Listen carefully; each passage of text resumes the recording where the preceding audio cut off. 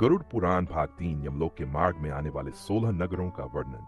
Garuda Purana part 3 Garuda Purana अनुसूची के भाग 3 में आपका स्वागत है। आज हम आपको बताएंगे कि 13 दिनों के पश्चात यमलोक के मार्ग के लिए प्रस्थान करने वाली जीवात्मा के साथ क्या क्या घटित होता है और उसके मार्ग में आने वाले 16 नगर कौन से हैं। यह सब आप इस वीडियो में जानेंगे। कृपया वीडियो को ध्यान से देखें व चैनल को सब्सक्राइब करें।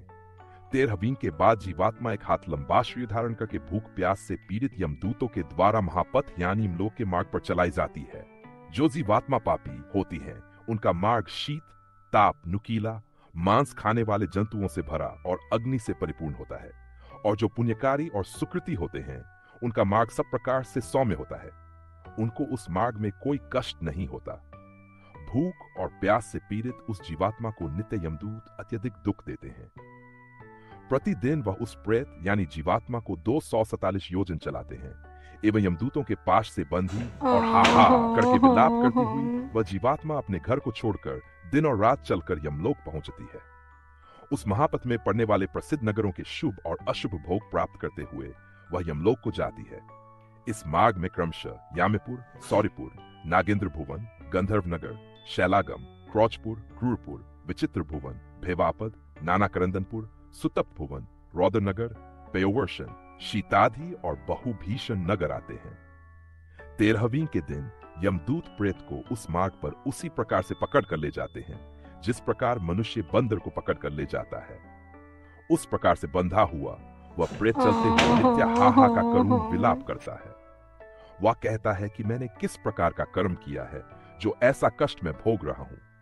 वह यह भी कहते हुए चलता है कि यह मनुष्य योनि कैसे प्राप्त होती है, मैंने इसको व्यर्थ ही गवा दिया है। प्राणी इस मनुष्य योनि को बहुत बड़े पुण्य से प्राप्त करता है।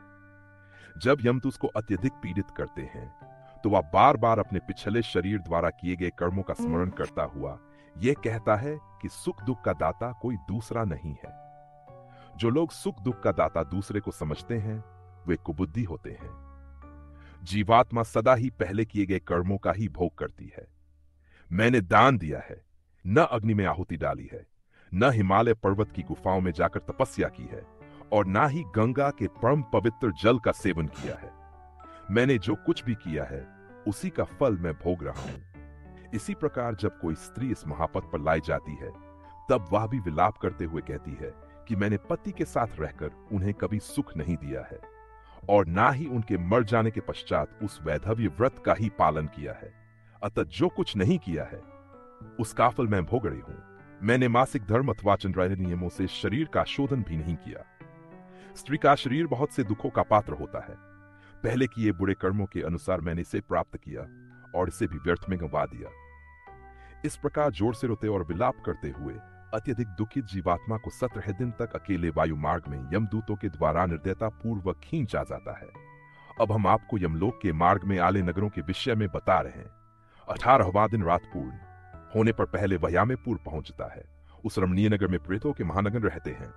वहां पुष्पाग्रांति था देखने में अति सुंदर लगने वाला एक वट वृक्ष है। यमदूत वहां पहुंचकर को विश्राम करने कास में देते हैं। वहां पर प्रेत दुखी होकर अपनी स्त्री और पुत्र आदि सगे संबंधियों से प्राप्त होने वाले सुखों का स्मरण करता है। मार्ग में पड़ने वाले परिश्रम सेथा एवं भूख प्यास से व्याकुल वह प्रेत वहां करुण विलाप करता है। उस समय वह धन, स्त्री, पुत्र, घर, सुख, नौकर और मित्र के विषय में तथा अन्य सभी के विषय में सोचता है। उस नगर में भूख प्यास से पीड़ित प्रेत को देखकर यमदूत कहते हैं कि कहां धन है, कहां पुत्र है, कहां स्त्री है, कहां घर है और कहां तू इस प्रकार दुख झेल रहा है। चिरकाल तक अब तू अपने कर्मों से अर्जित पापों का भोग कर और इस महापथ पर चल। यमदूतों के द्वारा इस प्रकार कहे जाने के बाद यमदूतों द्वारा उसे पीड़ा दी जाती है। तत्पश्चात स्नेह वशबुलोक में पुत्र के हाथों से दिए मासिक पिंड को वह प्रेत खाता है। उसके बाद वहां से वह सौरिपुर के लिए चल देता है। उस नगर में रूपधारी जगम नाम का राजा है। उसे देखकर जीवात्मा भयभीत होती है और विश्राम करती है। श्राद्ध द्वारा दिए गए अन्न और जल का वो उसी नगर में उपभोग करके दिन और रात चलकर सुंदर बसे नागेंद्र भवन नामक नगरी की ओर जाता है। उस महाप पर चलते हुए महाभयंकर वन देखकर वह जोर से रोता है। यहाँ वह अपने बंधु बांधवों के द्वारा दिए गए अन्न और जल को खाता पीता है। उसके बाद में दूध पाश में बांधकर उसे दुख देते हुए पुनः आगे की ओर ले जाते हैं। वह गंधर्वनगर पहुंच जाता है। तीसरे मास में दिए श्रद्धा पिंड का यहाँ भक्षण के चौथे मास में शैलालगम नामक नगर में पहुंचता है।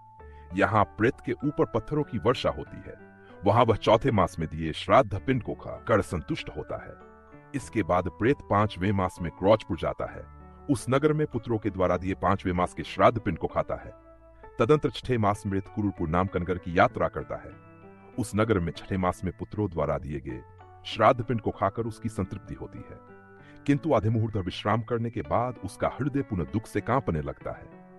यमदूतों से तर्जित होकर वह प्रेत उस पुर को लांकर विचित्रवंती और प्रस्थान करता है, जहां का राजा विचित्र है और यमराज का छोटा भाई सौरी ही यहाँ के राज्य पर शासन करता है।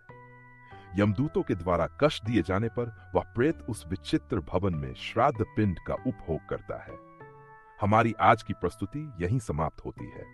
इससे आगे हम आपको गरुड़ पुराण के भाग 4 में बताएंगे। आज के लिए केवल इतना ही। जाने से पूर्व वीडियो को लाइक करें व चैनल को सब्सक्राइब अवश्य करें। तब तक के लिए जय जय श्री हरि।